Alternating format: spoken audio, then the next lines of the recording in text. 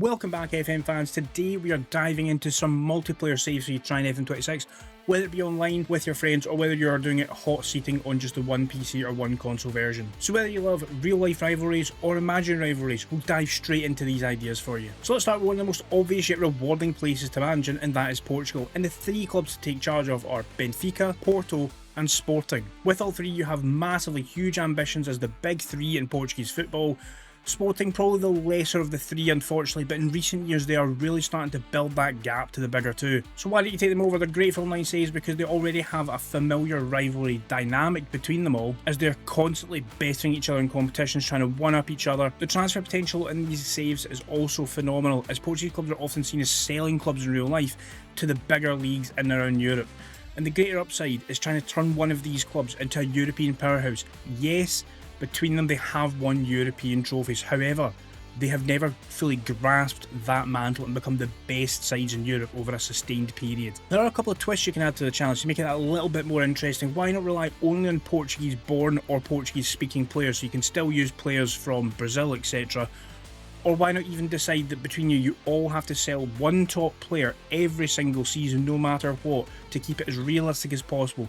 As soon as your players start playing very well, as soon as they're wanted, you need to sell at least one of them to the bigger leagues to keep the transfer revenue flowing into Portugal. Next up, we're about homeland, and it is Scotland, specifically the city of Edinburgh, where you'll be taking over Hearts and Hibs to try and best the old firm of Celtic and Rangers. Historically, the Glasgow clubs have absolutely dominated Scottish football, especially Celtic in the last 10 to 15 years.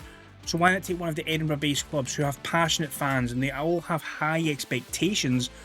Why not turn these expectations into trophies? Hibs are seen as the slight underdogs to their Edinburgh neighbours, so why don't you prove yourself at Hibs to be the best side in Edinburgh consistently, or collectively you can then become the best teams in Scotland. Obviously this is excellent because not only would you both be trying to better the old firm, but you already have a strong rivalry between the two of you to have the bragging rights of the best team in the city of Edinburgh. And using local youth focus, you can try and flip the balance of power from Glasgow to Edinburgh. And if you have a couple more friends that are wanting to play, you can add in the two Dundee clubs as well to try and shift the power to either the city of Dundee or the city of Edinburgh. You've got a fifth friend that wants to play, throw in Aberdeen as well for those five top sides. Suggestion twists to this are obvious. Why not try Scottish only players or even just British and Irish players only? Promote exclusively from your youth teams, or to make it even harder, sign only Edinburgh-based players. Now that might be a bit hard, might even be impossible, but it's a challenge worth taking on. Next up, we're skipping across stateside because we are going to the city of New York, where New York City FC and New York Red Bulls are both massive clubs. However, between them they've only won one MLS trophy. Obviously New York City FC are part of the City group, so they have massive expectations on their shoulders.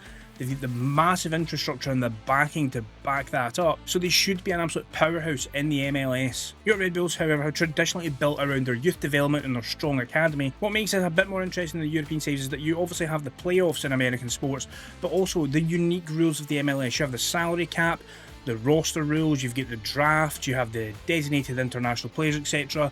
And they are an absolute mind melt. They are almost impossible to understand, so if you can grasp that, you will have one up over on your New York rival. Twist to the challenge are obvious. New York Red Bull love to promote from their own academy and build around the local talent, so why not both of you try and do that and try and usurp each other to have the best academy in the region? And as well, try and bring that MLS Cup home to the city of New York, and while you're at it, why not collectively try and build the nation of the United States?